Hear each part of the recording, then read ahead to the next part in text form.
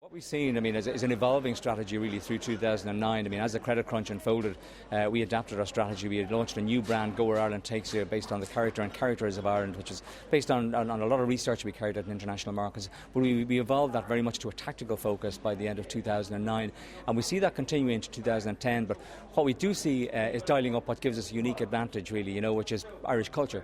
And we see an awful lot of things that we have going for us, particularly in the GB markets, in music, literature, dance, and we intend to use this to our advantage in 2010. January to July this year, we're pretty much down in terms of our visitor arrivals, apart from one or two markets. But then starting August and then into September, we've seen overall single-digit increases compared to the same period last year. So right now we're gradually crawling back, and getting more visitors to Macau. Still early days to say anything, for sure, but definitely I think we're seeing some better signs right now. We are talking about Yule visa, which means that if you go to neighboring country, you can also go around, including Mozambique, to visit Mozambique.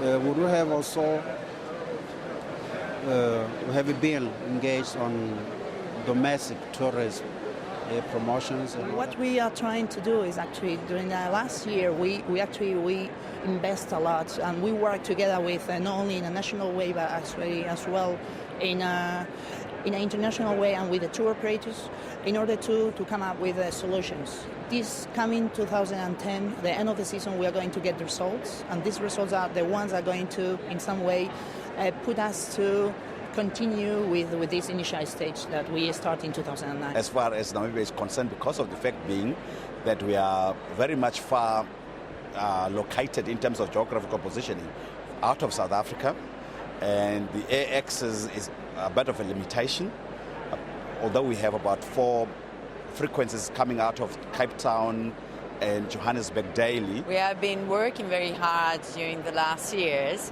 in order to offer a variety of possibilities all over the year, all year round, and to make proposals of Liguria as a destination for sport activities, for short breaks, discovering the beautiful art city of Genoa, UNESCO World Heritage, and the Old Port area. Well, it's a very exciting one for us. It's the first time that UK Inbound will have been to Yorkshire. It's helping us obviously get Yorkshire at the top of everyone's agenda, or keep it at the top of everyone's agenda, hopefully. Very prestigious for us, and we're hoping for a record turnout next year, and we've been working closely with Mary and her team putting together a very exciting programme. Well, the UK Inbound Convention is the prestige event in the calendar of the inbound market to the UK. It's being held next year on the 3rd to the 5th of February in York.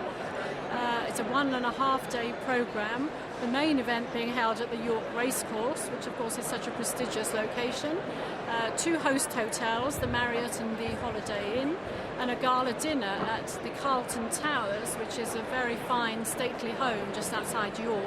We're opening in the first week of December. Right. We're hosting the Food and Drink Industry Party. Good. 700 people coming to our Sugar Club venue. It's on the west coast, which faces the Caribbean Sea. It's very near Jolly Harbour, which is the large marina with golf course and various other facilities. We had a very extensive campaign, online campaign, together with the tour operators and Lapland suppliers, and we are also supporting tour operators with their activities, trying to boost the sales that way. We are relying, I wouldn't say exclusively, but we're relying quite a lot on the repeat business, and that is absolutely brilliant to see that people are coming back. Having said that, we have obviously put a package of incentives, value incentives to our clients, especially for our repeat clients, and we are generating a fair degree of new business as well. We have thought about the ways how to put it on the map for a European traveller, to create ways in which they can experience the real Armenia rather than just hear about it and not be interested. So we have a couple of projects on what to do to put Armenia on the map for anyone looking for authentic culture and unspoiled nature. In 2008, because of the relative, relief in the political situation, we witnessed an increase of incoming tourists reaching to 1.5 million visitors who visited Palestine. Even Israel also hit a record with 3 million visitors.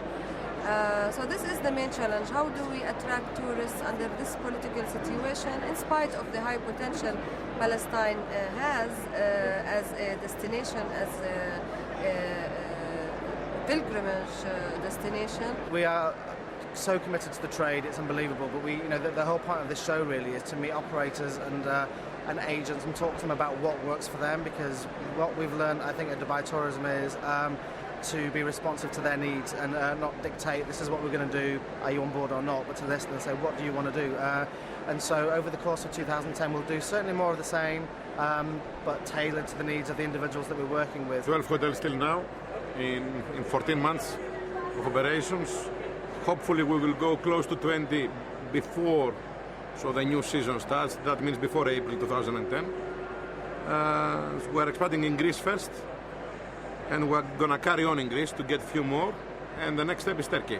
2009 has actually turned out to be a very positive year for Egypt. We've seen our core product sits in Egypt.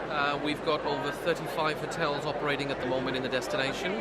Great news is that Egypt has come through with a very strong proposition this year. Great value for money, a fabulous product, great destination in terms of what it offers: culture, beaches, diving, sport activities. And at the end of the day, we've seen a positive growth from the UK this year, which is the good news. The idea is to get tennis rackets in kids' hands, and we know they bowl a cricket ball or they kick a soccer ball, but let's give them the option of playing tennis as well. And starting them off well. So it is the Caribbean. It's going to be. The idea is to have a bit of fun. Give the locals a chance to try out tennis. Work with the locals. We so often find, you wouldn't believe it, but tennis. You so often find that tennis centres don't talk to each other. They're sort of almost enemies. That's not what this is about. This is about sort of getting everybody together, some of the locals at different tennis facilities and whatever, and working together to create a good little system, a good little bunch of resorts and facilities in the Caribbean that we can all sort of bounce around together and have some fun and then go to the tournaments after that.